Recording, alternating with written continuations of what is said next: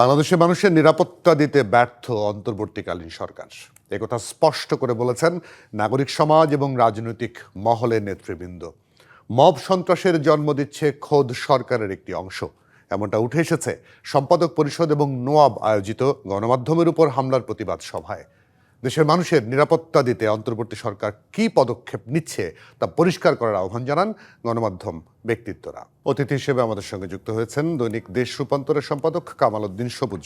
কামাল উদ্দিন সবুজ, আপনাকে স্বাগত। যে কথাগুলো আজকে সম্পাদকদের মুখে উঠে এলো, এখন মত প্রকাশের স্বাধীনতার পরের কথা, জীবন নিয়ে শঙ্কিত। আপনি কতটা শঙ্কিত এই ঘটনার পর, বিশেষ করে প্রথম আলো, ডেইলি স্টার এবং উদীচী, ছায়ানটের মতো জায়গায় হামলার পর? ধন্যবাদ। প্রথম কথা হচ্ছে যে সারা বাংলাদেশের মানুষই এখন মনে হচ্ছে অনিরাপদ হয়ে গেছে। গণমাধ্যম কর্মীরা তো বটেই, এর মধ্যে প্রথম আলো, ডেইলি স্টারের যেই আক্রান্ত হওয়ার যে ঘটনা আমরা দেখলাম, সেটা আমাদেরকে আবার মনে করিয়ে দিল যে আমরা গণমাধ্যম কর্মীরা যখন নিরাপদ নই, তাহলে তো বাংলাদেশের মানুষই নিরাপদ নাই। আমরা যাদের জন্য আমরা কাজ করি, আমরা নিজেরাই নিরাপত্তাহীনতায় ভুগছি। এখন গণমাধ্যমের স্বাধীনতার উপর তো অবশ্যই এটা হুমকির হুমকি, এই যে আক্রমণটা। কিন্তু কথা হচ্ছে যে গণমাধ্যমের স্বাধীনতার উপর হুমকি তো আছে, কিন্তু এখন তো জীবনের উপরও হুমকি চলে আসছে।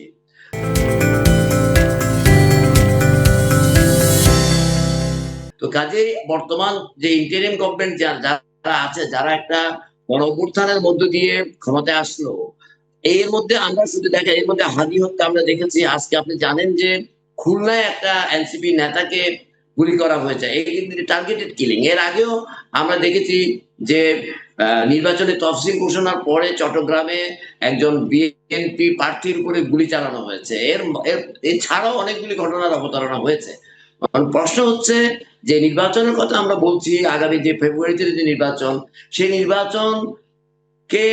নির্বাচন হওয়ার আগে যেই পরিবেশটা দরকার, সেই পরিবেশটাই তো বিঘ্নিত হওয়ার পথে হাঁটছে মনে হচ্ছে বাংলাদেশ। তো সেখানে তো বাংলাদেশের মানুষের শঙ্কিত হওয়ার কারণ রয়েছে। তো কাজে বর্তমান সরকার, যে যারা স্বরাষ্ট্র মন্ত্রণালয় বা এই সরকার, ওনারা এটা করতে হবে, এটা করছি, এটা করব, এগুলো বলে তো লাভ নাই। ওনারা কি করছেন, এগুলো কি বন্ধ হচ্ছে কিনা, সেটা তো দেখাতে হবে। ওই এক একটা ঘটনা ঘটে কামাল উদ্দিন সবুজ, এক একটা ঘটনা ঘটে, তখন সরকারের পক্ষ থেকে বলা হয় আর সহ্য করা হবে না, এবং পুলিশের পক্ষ থেকে বলা হয়েছে তারা যদি এই ঘটনা বল প্রয়োগ করত তাহলে গুলি চালাতে হতো, তাহলে মানুষ মারা যেত, এই জন্য তারা নাকি চুপচাপ দাঁড়িয়েছিল। এটা কোনো কথা হলো? না না না, কথাটা হচ্ছে যে আমি কথাটাই আসছিলাম। আমার কথা হচ্ছে যে সরকার প্রাইমারি দায়িত্ব, জনগণের জানমালের নিরাপত্তা দেওয়ার প্রথম দায়িত্ব তো সরকারের। তো কাজেই সরকার সহ্য করা হবে না, এইটা করা হবে না, এটা না বলে কার্যকর কি উদ্যোগ ওনারা নিয়েছেন, কি কাজ ওনারা করছেন, সেটা তো আমরা দেখছি সবাই। সেটা তো দৃশ্যমান হতে হবে যে আমরা এই জন্য নিরাপদ, আমরা অনিরাপদ নই, সেটা তো আমরা দেখছি না। তো কাজেই কথামালা দিয়ে তো আপনি মানুষকে শান্ত করতে পারবেন না, গণমাধ্যমকে আপনি বুঝাতে পারবেন না, কাউকে বুঝাতে পারবেন না। সবাই সচেতন। এখন প্রশ্ন হচ্ছে যে আমরা যে এই যে নতুন যে একটা আমরা গণতন্ত্রের পথে আমাদের যে যাত্রা শুরু হলো, আমি তো এখন দেখছি সেই যাত্রার পথেই বড় ধরনের বাধা চলে আসছে। এখন কথা হচ্ছে সরকার তো যে কাজগুলি করছে, সরকার কি গোয়েন্দা সংস্থা নাই? সরকার কি অন্যান্য উইংস নাই? তারা কি জানে না? তারা কি এগুলো জানা উচিত না? যে অতীতে তো আমরা দেখেছি যে অনেকে মাটির তল থেকেও বের করে নিয়ে আসছে, এটা আমরা জানি। সেই আলোচনায় যাব না, লম্বা আলোচনা। আমার কথাটা হচ্ছে যে আমরা তো একটা শান্তিপূর্ণ বাংলাদেশ চাই, আমরা তো একটা গণতান্ত্রিক বাংলাদেশ চাই, এবং বাংলাদেশের দেশের নিরাপত্তা চাই। একজন নাগরিক হিসাবে, গণমাধ্যম কর্মী হিসাবে তো বটেই। তো কাজে আমরা গণমাধ্যম কর্মীরাই যখন কাজ করার ক্ষেত্রে অনিরাপদ হয়ে যাই, সাধারণ মানুষ তো তাহলে কতটাই অনিরাপদ আমরা সে থেকে বুঝতে পারি।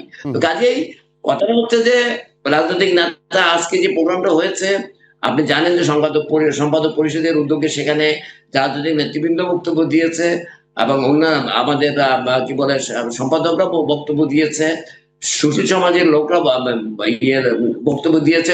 বক্তব্য তো কম বেশি একই ধরনের কথাটা হচ্ছে যে আমরা তো এই বাংলাদেশটা তো আমাদের সবার।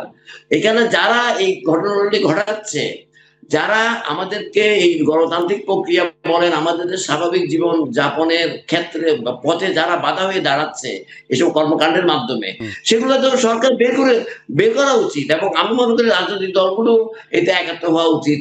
আমার মনে হয় না রাজনৈতিক দলগুলি সিরিয়াসলি যদি না নামে এবং মানুষকে না নামে হুম। আগামী নির্বাচন, আমি খুবই শঙ্কিত যে আগামী নির্বাচন যে মানে একটা প্রশ্নবিদ্ধ না হওয়ার যে একটা ব্যাপার থাকে সেটা সেই মানে জায়গায় যাওয়া যাবে। সহিংসতাপূর্ণ হতে পারে বলে আপনি আশঙ্কা করছেন।